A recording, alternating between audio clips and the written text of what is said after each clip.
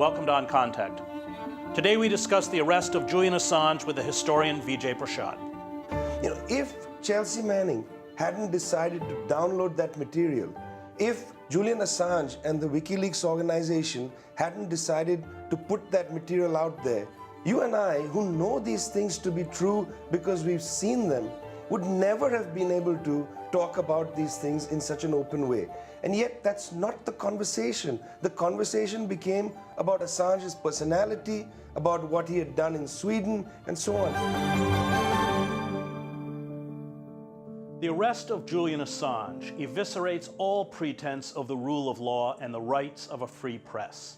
The illegalities embraced by the Ecuadorian, British, and US governments in the seizure of Assange are ominous. They presage a world where the internal workings, abuses, corruption, lies, and crimes, especially war crimes, carried out by the corporate states and the global ruling elite will be masked from the public.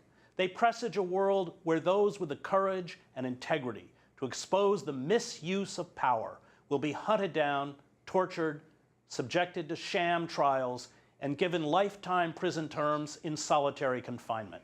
They presage an Orwellian dystopia where news is replaced with propaganda, trivia, and entertainment. The arrest of Assange, I fear, marks the official beginning of the corporate totalitarianism that will define our lives. Under what law did Ecuadorian President Lenin Moreno capriciously terminate Julian Assange's rights of asylum as a political refugee? Under what law did Moreno authorize British police to enter the Ecuadorian embassy, diplomatically sanctioned sovereign territory, to arrest a naturalized citizen of Ecuador? Under what law did Prime Minister Theresa May order the British police to grab Assange, who has never committed a crime? Under what law did Donald Trump demand the extradition of Assange, who is not a US citizen and whose news organization is not based in the United States? Joining me to discuss the arrest and pending extradition of Assange is the historian Vijay Prashad. What have we just seen? You know, it's a very interesting situation we're in.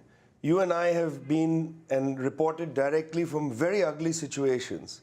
And over the course of our careers, we've tried to tell stories about atrocities. We've tried to tell stories about what are tantamount to war crimes. Editors don't believe you. Yeah. Editors don't want to publish those stories. You know, the ownership of newspapers and, you know, now, of course, televisions don't want to run those stories because they say, you don't have the smoking gun. You know, you don't have the evidence. And what both Chelsea Manning and Julian Assange and the entire team at WikiLeaks did when they provided the raw materials of war crimes was they allowed us to tell the stories that we had seen with our own eyes. And I think that rather than have the conversation about the war crimes, rather than for the Reuters organization, for instance, to concentrate on the fact that an employee of Reuters was killed, you know, in cold blood by the United States. Two of them, one contract, yes, exactly. Two of them killed by the United States military in cold blood. You know, there was no reason. And the people in those helicopters, in the video that was released as collateral murder, were almost relishing the murder of ordinary people. You know, if Chelsea Manning hadn't decided to download that material, if Julian Assange and the WikiLeaks organization hadn't decided to put that material out there, you and I, who know these things to be true because we've seen them, would never have been able to talk about these things in such an open way.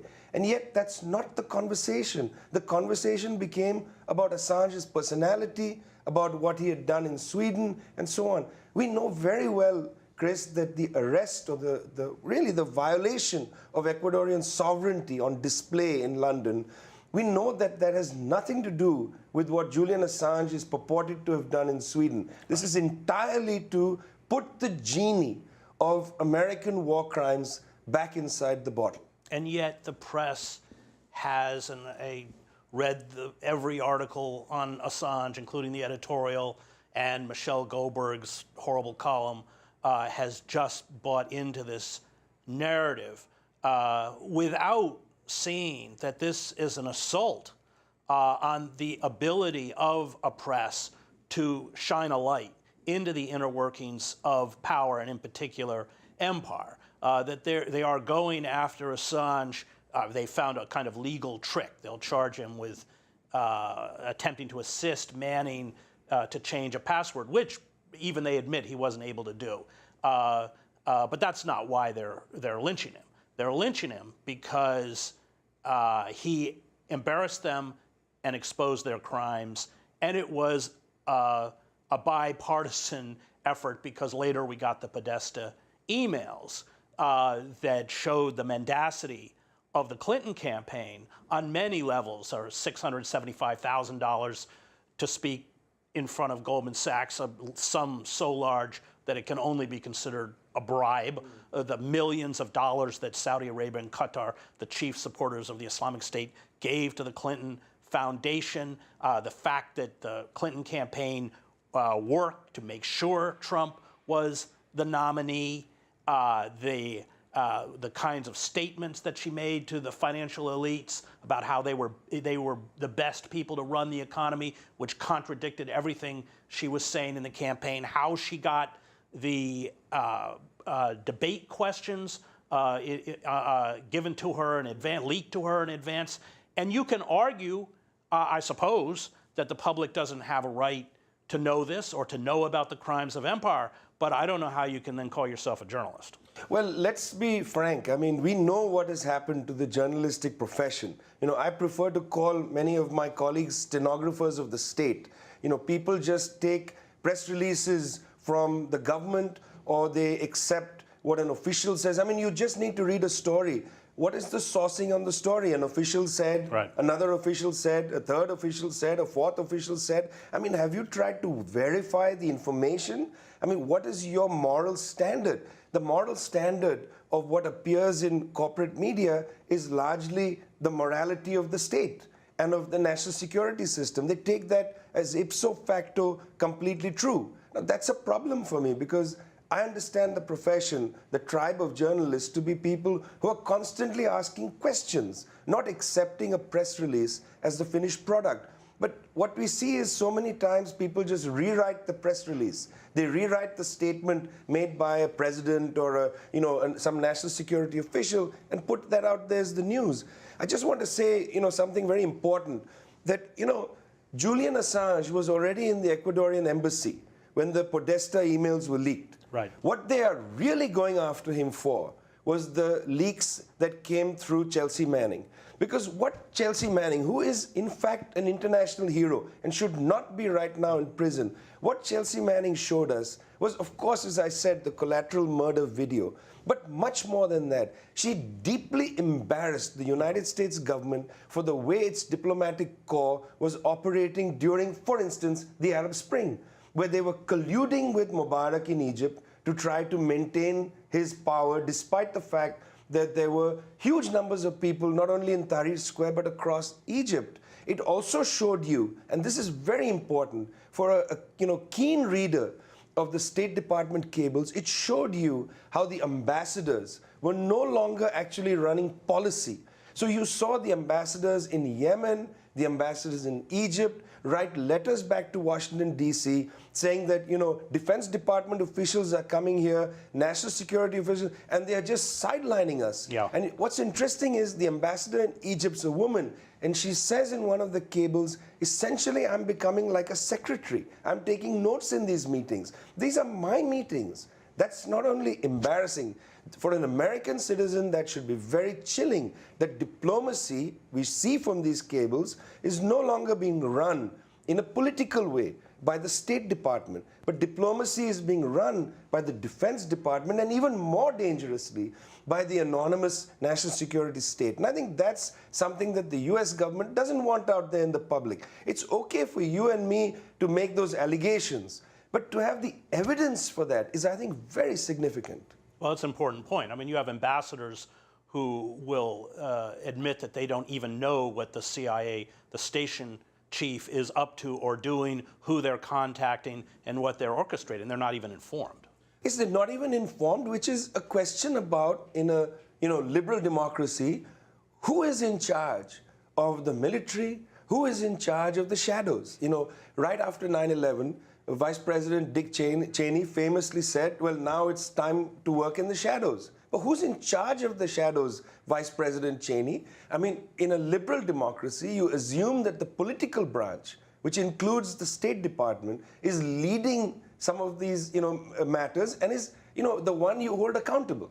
After all, Chris, you can't hold the shadows accountable. We don't know what's happening in the shadows. If you're going to permit the shadows to operate, people to operate in the shadows, then the only agency that's accountable to the citizenry is the State Department. And I don't mean to sound naive here, I don't mean to sound like, oh my God, how silly of him, Because what happens is there's a kind of patina of cynicism that enters the public. The public says, of course it's going to be like that. And I think that, of course, is the road to authoritarianism. You have to hold your values very close to you, not just close to your chest, but you've got to hold those values out there in public. Because once you start taking a cynical attitude to the institutions and ideology of your society, you're going to end up basically giving license for authoritarianism. Well, we've just watched with the seizure of Assange the violation of several laws, of international law, the right to political asylum, the violation of sovereignty under the Ecuadorian constitution. You can't, on Ecuadorian soil, which is what an embassy is considered, you can't send foreign police in. The whole imprisonment now of Assange, who has never committed a crime or even certainly within Britain been charged with a crime. This whole bail thing was actually resolved. The Swedish charges were dropped. And I think that this kind of is a microcosm of how these global elites and this imperial power create the kind of facade of law, but behind the scenes eviscerate law. It's how we in the United States have the right to privacy with no privacy. It's how we have due process with no due process. It's how our rights are constitutionally protected, and the executive branch authorizes itself under Obama to assassinate Anwar al-Awlaki and his 16-year-old son, both U.S. citizens. It's how you have the mirage of free elections that are corporate-funded, corporate-controlled, and reported on by a corporate media. So I look at what's happened to Assange as a kind of window into the breakdown of the rule of law. I mean, let's be frank here. There was a case in Sweden. The statute of limitations runs till August 2020. The Swedish government can, open charges against him. But this arrest inside the Ecuadorian embassy by, in a sense, an invading British police force has nothing to do with the statute of limitations in Sweden. Yeah. I mean, okay, Julian, there is a case against you in Sweden. Go and face the charges. That's a perfectly acceptable thing to talk about. I don't think one should be evasive about it. On the other hand, it's not about Sweden. This is about the United States, and we should be clear about that. Sweden is being used as an alibi to bring him to the United States and basically, face a Guantanamo situation in terms of legality. And, we know that there is something very off-putting happening, not only in the British government, not only with the United States, but with Ecuador. I mean, right after Julian Assange is evicted, essentially, by the Ecuadorian government, in Quito, Ecuador, a young open source advocate, privacy advocate, Swedish national by the name of Ola Bini, was picked up by Ecuadorian authorities, and they began to leak information to the press saying that, he's basically a friend of Julian Assange. They began to say that he's working with the previous government to overthrow this government. All ridiculous statements, but coming at an interesting moment when the government of Lenin Moreno inside Ecuador is facing enormous pressure because of leaked documents called the INA or INA papers, which show, flagrant evidence of corruption. And I think there's pictures of him eating lobster in a hotel room and his wife talking about trips to Switzerland. We'll come back to that. When we come back, we'll continue our conversation about the arrest of Julian Assange with the historian Vijay Prashad.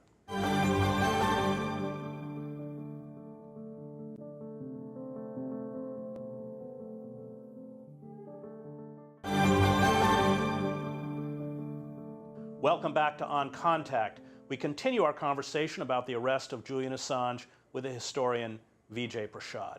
You were talking about Ecuador before the break. Yeah, I think that, generally in the media outside places like Ecuador, when something happens, the arrest of Julian Assange, immediate focus goes to Donald Trump. What's his interest? Or the focus goes to Theresa May. What's her interest? But in fact, there's an Ecuadorian story here, which I think is very important. That we have a government in Ecuador that is desperate to get a loan from the International Monetary Fund, which has approached the fund, which is trying to mend relations with the United States. I mean, I'm not casting aspersions on the government of Ecuador. These are things that are in the public record. They are seeking this loan. They want to improve relations with the United States government. And, we know in the world of diplomacy, when you talk to ambassadors and so on, that there are quid pro quos. And I think here it's very clear that the quid pro quo was they're going to say off with Assange and then all things are good with Ecuador. And inside Ecuador, they started this, I think, very bizarre campaign to say that the INA papers, which were leaked just recently, which showed deep corruption in the Lenin Moreno government and him personally, these are things that people don't like to have in the public record about how they live and so on. But nonetheless, this is out there now. And they want to suggest that this is a sort of malignant, this is a plot by somebody. And who have they said? They said, conveniently, Chris, they've said 2 Russian hackers and a Swede. Who has seen Julian Assange, they say, 12 times.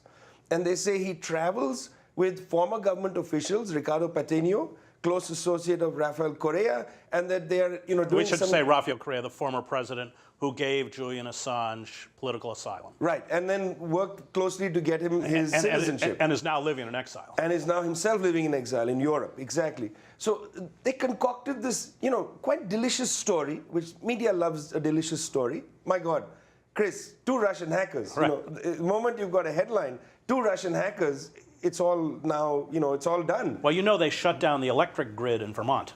They shut down. I mean, this Russian hacker business, it's going to become something that governments are going to use routinely. It doesn't matter what the veracity is or whatever. So this is their story. They're trying to deflect attention from a very damaging set of revelations by saying that Julian Assange plus Russian hacker plus a Swedish man who is a world-renowned, software designer, intellectual of the internet and so on, they're all involved in maligning us. Therefore, we need to basically get rid of them, and what they're saying about us is not true. So innocent people are essentially being put on a sacrificial block in order to clean up the reputation of people. I didn't make up those stories. I didn't Photoshop that photograph. Nobody did. Those are real pictures. Why don't you address the real story? Just in the same way as the United States government has refused to address the story of war crimes, in that same way, this is happening in Ecuador. And I just want to say something very specific about the United States government and war crimes. I don't know if you followed this, but the International Criminal Court has been looking very seriously at the question of U.S. war crimes in Afghanistan, Iraq, and so on.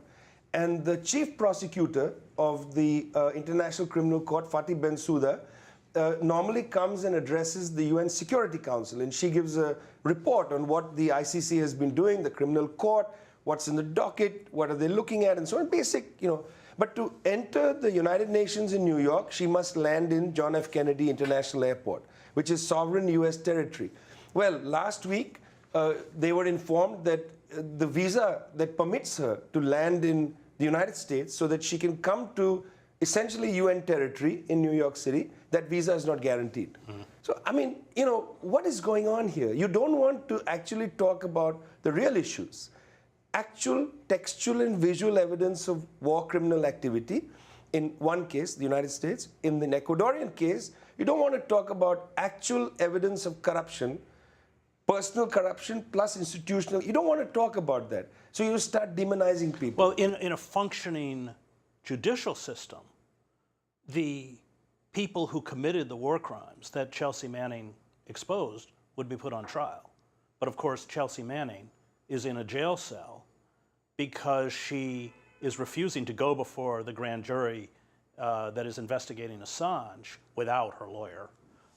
And and testify, and she's been under tremendous pressure. She spent 7 years, of course, in a military prison to implicate Assange in the theft of the documents, and she has said repeatedly that it's untrue.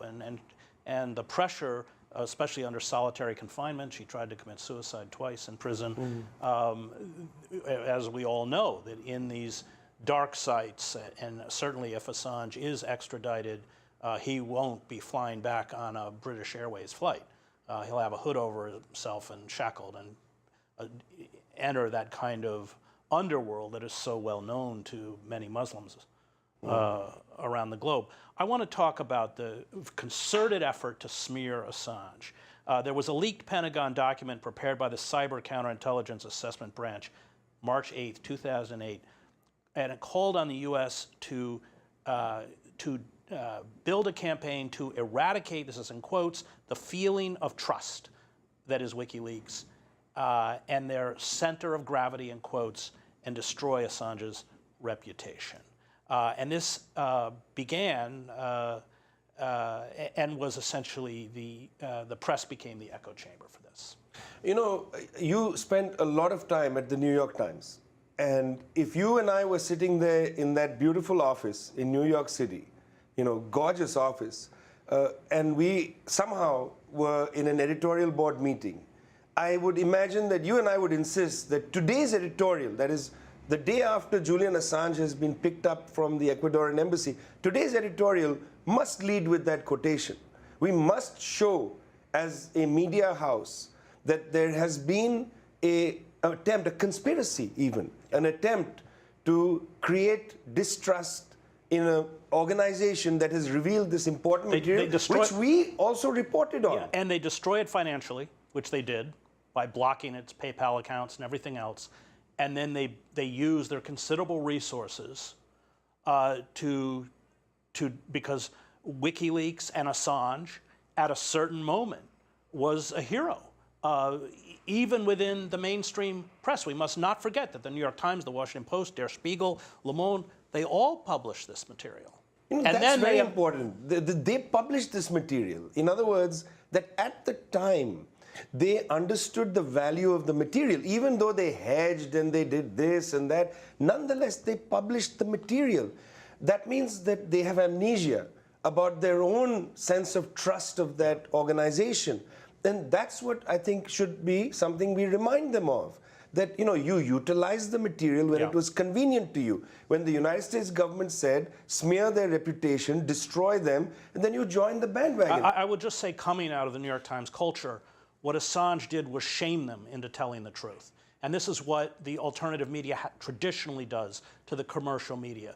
So they realized that for WikiLeaks to put this material out and for them to ignore it would essentially destroy their credibility, although they've done a pretty good job of destroying their own credibility as a news organization. That's always been. I want to close by talking, this is from Julian Assange's book, Cyberpunks. And he talks about what he called the layers of indirection and obfuscation about what is happening. He said these layers give the deniability to censorship. And he says you can think about censorship as a pyramid. This pyramid only has its tip sticking out of the sand, and that is by intention. The tip is public, libel suits, murders of journalists, cameras being snatched by the military, and so on. Publicly declared censorship. But that is the smallest component, under the tip. The next layer is all those people who don't want to be at the tip, who engage in self-censorship to not end up there. I covered the Middle East, and that is almost every reporter who covers us, in particular the Palestinians. Then the next layer is all the forms of economic inducement or patronage inducement that are given to people to write about one thing or another. The next layer down is raw economy. What it is economic to write about, even if you don't include the economic factors from higher up on the pyramid. The next layer is the prejudice of readers who only have a certain level of education, so therefore, on one hand, they're easy to manipulate with false information, and on the other hand, you can't tell them something sophisticated that is true. The last layer is distribution. For example, some people just don't have access to information in a particular language. So that is the censorship pyramid. What The Guardian is doing with its Cablegate redactions is the second layer. Yeah. And I think he's right. So you have all of these forces, many of which are subterranean, that essentially block. And of course, so much of the media is driven. I used to say that the unofficial motto of the New York Times is do not significantly alienate those on whom we depend for access and money. And as a reporter, you might be able to alienate them once in a while. But if, as a reporter, you consistently alienate them, you become a management problem, as I did. You become a management problem. You also are portrayed as unhinged. I mean, this is a very important thing, you know. Why are there so many conspiracy theories in the 20th and 21st century? Secrecy breeds that. The secrecy state, or the culture of secrecy of governments, sends people basically into the sewers looking for explanations for things. You know, you want people to have a rational, reasonable understanding. Tell us what's happening. But of course, you know, when you actually look at what's happening, it doesn't look very reasonable and rational. It looks very ugly. Yeah, thanks, Vijay. That was the historian Vijay Prashad. We must now all resist. We must in every way possible put pressure on the British government to halt the judicial lynching of Julian Assange. If Assange is extradited and tried, it will create a legal precedent that will terminate the ability of the press, which Trump repeatedly has called the enemy of the people, to hold power accountable. The crimes of war and finance, the persecution of dissidents, minorities, and immigrants, the pillaging by corporations of the nation and the ecosystem, and the ruthless impoverishment of working men and women to swell the bank accounts of the rich and consolidate the global oligarchs' total grip on power will not only expand, but will no longer be part of public debate. First Assange, then us. Great. Thank you. Superb.